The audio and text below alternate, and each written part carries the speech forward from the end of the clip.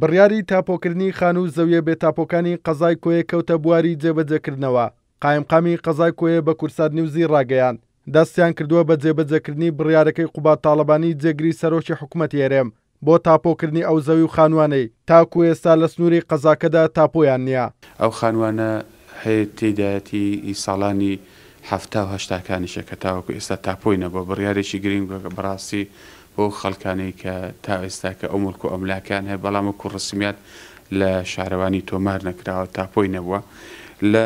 لە کۆی 13 گەڕک 27 گەڕک 13 گەڕک ئەو کێشەیە هەبووە تاوەکو ئێستا.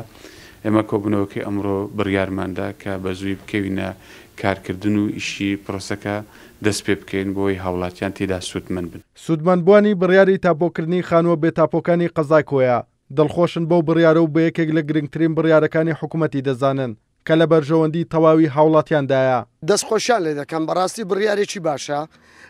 هیوادارم نییە هەموو شتەکانی کە لە پێناو خەڵک و میلەتدایە بەناو لە پێناو خەڵکی کوردستاندایە بوێرانە هەنگاوی لە بۆ بنێ. دەستخۆشی دەکا قوبات دەکەین بەڕاستی کارێکی زۆر بوێرانەی کرد بەڕاستی هیمەتە لە بۆ ئەو خەڵکە هەژارەکە تاکو ێستا خاوەندی خانی تاپۆنیە ئەوڕۆکە لەسەر بڕیارێکی ئەو هاالە گرنگ بێتە خاوەندی خانی خۆی.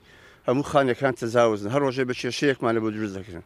ئەگەر بێت و تاپۆ بکرێ ئەو کێشانە زۆر کەم دەبێتەوە لە بۆ ئەم گەڕەکە. بێگومان بڕیارێکی زۆر باش و لە جێ خۆیەتی منۆک هاوڵاتێک لە شاری کۆیەوە دەستخۆشی لە بەڕێز جێگیری سەرۆکی حکوومەتی هەرێمی کوردستان بەڕێز کا قوبات تاڵەبانی دەکەم.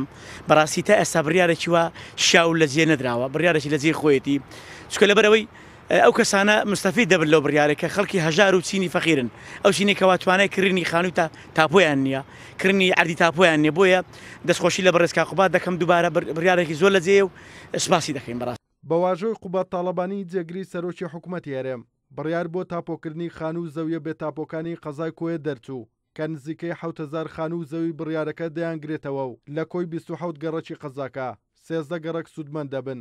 بۆ یەکەم جاریشە بڕیاری تاپۆکردنی خانووە بێتاپۆکان بۆ ئەو قەزایە دەدرێت. توانە عومەر کورسات نیوز قەزای کۆیە.